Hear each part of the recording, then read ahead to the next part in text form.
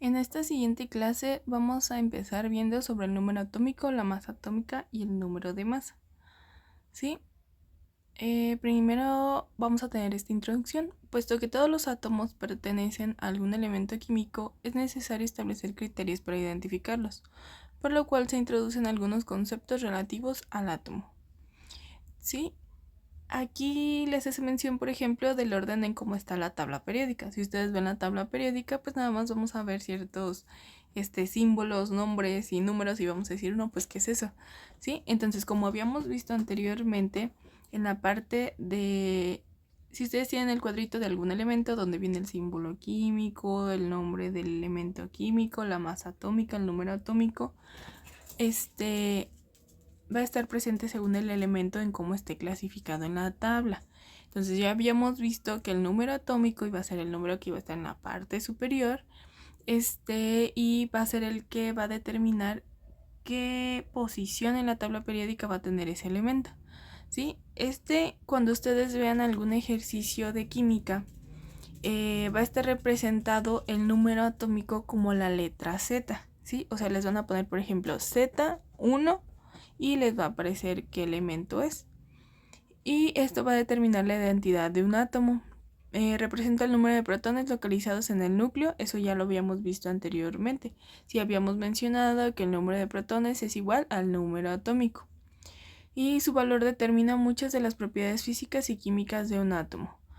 El número atómico es aquí, como se los mencionaba, va a ser como símbolo la Z y va a ser el número de protones localizados en ese elemento.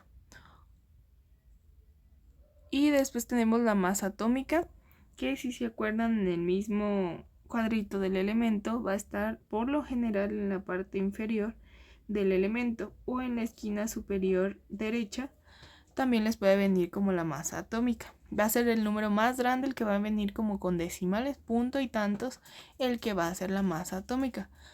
Este se va a representar con una abreviación que es M.A, correspondiente al promedio de las masas de los isótopos, considerando la abundancia de su naturaleza. Sí, va a ser principalmente la masa o el peso de ese elemento químico.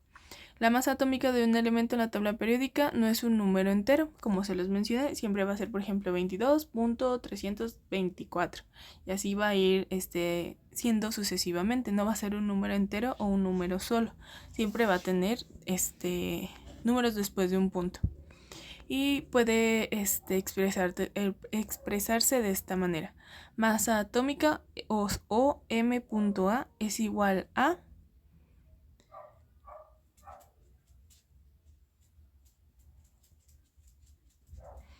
y por lo general esto lo podemos sacar con la fórmula que ya habíamos visto anteriormente o tomar en cuenta el que ya venga en la parte del elemento. Sí, según los valores que nos den se puede sacar uno u otro. Y también tenemos el número de masa. Se presenta con la letra A. Cuando ustedes vean A es igual a, se va a referir a que el número de masa es igual a y corresponde a la suma de protones y neutrones que hay en el núcleo atómico. Esto también ya lo habíamos hecho como un ejercicio, que pusimos número de masa es igual a el número de protones que tenga más el número de neutrones y sería igual a, aquí en este caso la Z, que ya habíamos visto que era número atómico más el número de neutrones, ¿sí? Ese era principalmente con la fórmula que habíamos visto anteriormente. O sea, este es como un repaso de lo que ya vimos la clase pasada. Van a haber ciertos elementos que se van a llamar isótopos, que van a ser átomos de un mismo elemento con igual número atómico, pero diferente número de neutrones en su núcleo, y por lo tanto su masa atómica va a ser distinta. ¿Se acuerdan que les dije que en este caso el número atómico iba a ser igual que el número de neutrones que iba a haber en un elemento? O sea, iba a ser lo mismo los neutrones que el número atómico. Sí, pero en este caso hay ciertos elementos que no va a ser el mismo valor. Y por lo tanto, pues va a ser su masa muy diferente, ¿sí? Y esos elementos se van a llamar isótopos. Ahorita vamos a ver más al respecto de ellos. Un ejemplo, por ejemplo, es el sodio. Aquí, por ejemplo, nos menciona que el sodio tiene una masa atómica de 22.989. O sea, si lo redondeamos, es 23. ¿Se acuerdan que les dije que siempre hay que redondear después de 0.5? Si viene, por ejemplo, 22.54, se va a redondear a 23. Si viene 22.64, se va a redondear a 23. Si viene, por ejemplo, 22.01, se queda como 22 porque es antes del 0.5, ¿sí? Entonces ya después de que lo redondeamos, pues ya sabemos que tenemos 23 dentro de su número de masa atómica. Y aquí se va a considerar de esta manera, ¿sí? Tenemos aquí ejemplificado. El número de masa van a ser los 23 y el número atómico va a ser 11. Si ustedes lo buscan en la tabla periódica, va a ser 11. ¿Sí? Por lo tanto, en su corteza, o si vemos la imagen como habíamos visto, que está el núcleo y alrededor hay como anillitos por donde están pasando diferentes electrones en movimiento. En esos anillos, en esa corteza va a haber 11 circulitos, 11 electrones. Y en el número interno, en medio, en el núcleo, va a haber 11 protones y 12 neutrones que van a sumar los 23 que vimos aquí en total de la masa atómica, ¿sí? Y esto es precisamente la fórmula que vimos anteriormente. La masa atómica va a ser precisamente la suma de los protones con los neutrones, ¿sí? Y aquí precisamente este es un isótopo porque cambia el número de neutrones y el número de protones. Como podemos observar, el valor de la masa atómica no es un número entero, sino un decimal. Sin embargo, el número de masa sí corresponde a un número entero, pues es la suma del número de electrones y neutrones. Generalmente, para realizar cálculos en los que interviene la masa atómica, utilizamos para operar el número de masa, que es un número entero que expresa la suma de protones y neutrones del isótopo más abundante. Sí, es lo que ya les mencioné anteriormente, que unos van a tener números muy diferentes, por lo tanto se va a tomar muy diferente esta suma y va a ser un isótopo. ¿Sí? Aquí tenemos pues otros ejemplos.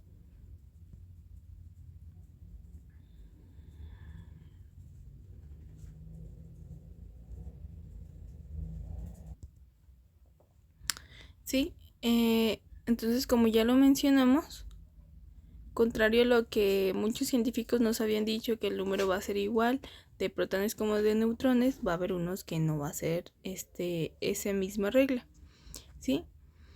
Y esto se observó mediante pruebas experimentales donde se demostró que existen átomos que, siendo el mismo elemento, no son idénticos. La diferencia radica en el número de masa, es decir, en el total de protones y neutrones. Y si el número de protones presenta identidad del átomo, lo que cambia es el número de neutrones.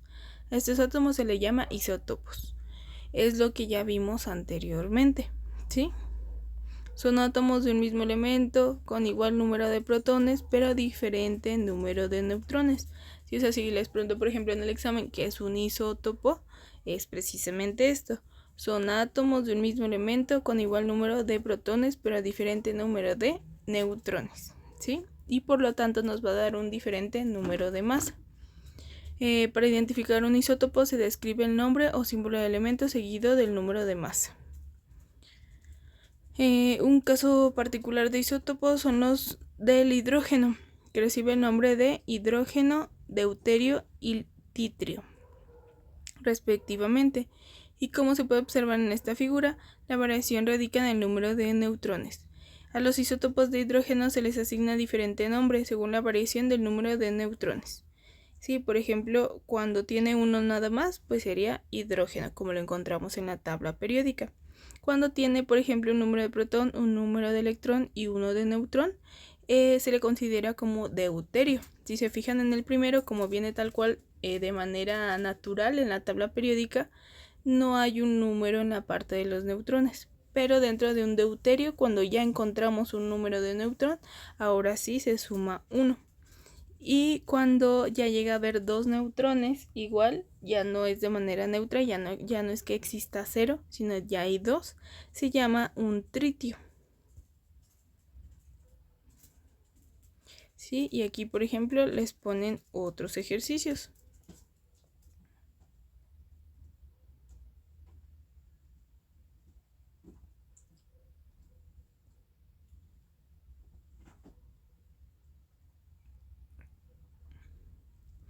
Y si se acuerdan, habíamos visto los diferentes modelos atómicos.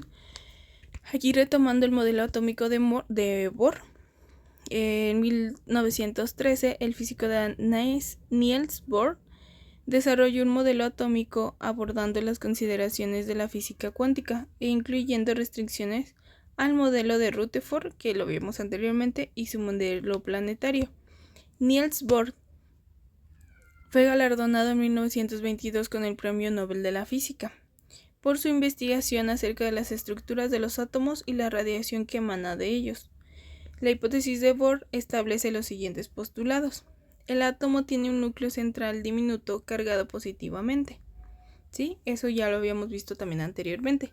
Los electrones no pueden ser distribuidos al azar, sino que giran alrededor del núcleo, ocupando niveles de energía específicos, describiendo órbitas circulares.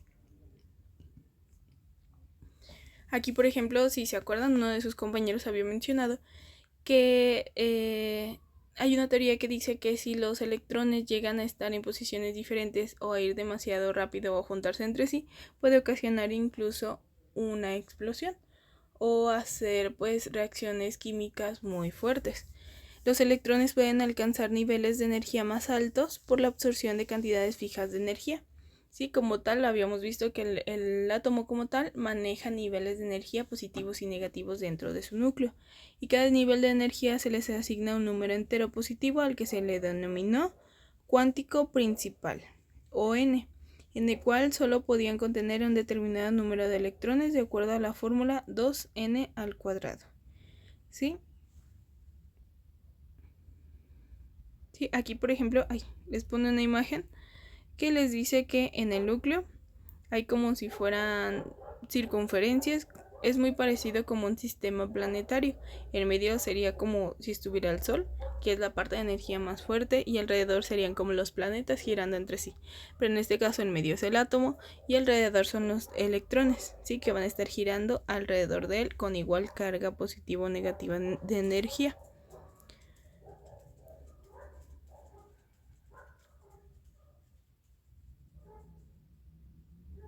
Y luego vamos a tener el modelo atómico de Sommerfeld. En 1916, el físico alemán Arnold Sommerfeld modifica el número atómico de Bohr, en el cual los electrones solo giraban en orbitales circulares, al decir que también podían girar en órbitas elípticas. Arnold Sommerfeld introdujo en el modelo atómico de Bohr las órbitas elípticas de los electrones. Su aportación era que planeaba que los electrones no solo se mueven en orbitales circulares, sino también de forma elíptica. O sea, él decía que, al contrario de lo que dijo el científico pasado, no se ve precisamente como un sistema planetario que está girando alrededor del Sol, ¿sí? O alrededor del átomo, sino que aquí se movía en diferentes posiciones, como lo tenemos aquí. Puede estar girando, luego de repente hacerse un poquito más ovalado, luego más, y luego regresar a su estado inicial. Y la orientación de los orbitales se debe a la presencia de los campos magnéticos, ¿sí? Por eso cambia según un elemento a otro. El modelo afirma que existen subniveles de energía y le dio lugar al número cuántico secundario azimutal, que determina la forma de sus orbitales. Y azimutal lo vamos a ver descrito como una L cursiva, ¿sí? Además propuso el número cuántico magnético, que describe la orientación espacial de los orbitales magnéticos, es decir, identifica el número de orbitales en el espacio, ¿sí? Él principalmente dice cuántos orbitales va a haber para que exista la clasificación de los electrones, y el de acá nos dice en qué posición o cuántos átomos se va a aceptar por cada uno de esos orbitales, ¿sí? Aquí, como les mencionaba, primero van a ser 2, luego se van a ir multiplicando y se van a ir acercando más. También tenemos otro modelo atómico, que es el de Dirac-Jordan. Él fue en 1926, el físico matemático alemán Pascual Jordan anunció las leyes que rigen en un movimiento de las partículas atómicas. Tiempo después, Paul Dirac retomó la teoría con mayor sencillez. Entonces, a todo esto, él lo que dijo fue: el comportamiento del electrón puede ser descrito mediante 4 funciones de onda. De lo anterior se deduce que el electrón debe rotar alrededor de su eje o spin electrónico. Así aparece el cuarto número cuántico spin o S, que determina el giro del electrón. Aquí ya no nada más nos menciona que los electrones están girando alrededor del núcleo, sino que también el electrón está girando sobre sí mismo, como haciendo énfasis a un planeta. Y ese electrón, al estar girando sobre sí mismo, va a estar haciendo otro tipo de movimiento y se va a clasificar como un número cuántico spin, ¿sí? Como aquí les dicen, los electrones pueden rotar alrededor de su propio eje. Como un ejemplo, la Tierra que gira alrededor de sí misma. ¿Sí? Aquí vamos a hacer esta actividad. ¿Sí? Esta sí la vamos a tomar en cuenta. Van a elaborar una maqueta donde representen las distintas teorías atómicas que ya vimos. ¿Sí? Desde la parte que vimos la clase pasada hasta la actual. Con materiales ya sea reciclados que tengan en su casa, con algún otro material que ustedes puedan adquirir. Sí, lo pueden hacer con papel, tela, cartón, alambre, unicel, cualquier material que ustedes quieran, con plastilina, con lo que sea. ¿Sí?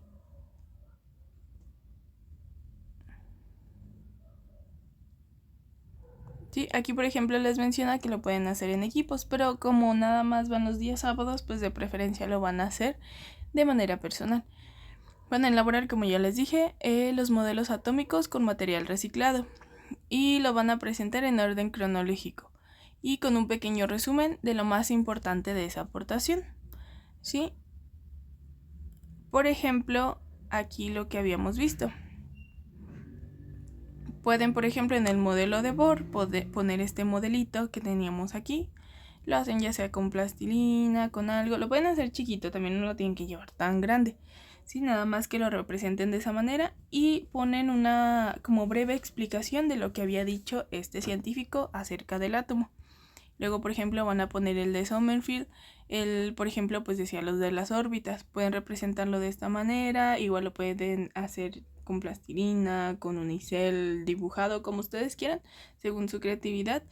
Y pues también me ponen ahí como un breve resumen de qué había dicho él o qué fue lo de que descubrió precisamente. El de él, por ejemplo, que vimos que los átomos giraban alrededor de sí mismos. Pues pueden poner, por ejemplo, una bolita donde la claven en algún palito o algo donde pueda estar girando sobre sí, o donde ustedes la muevan y se pueda girar para que lo puedan representar así.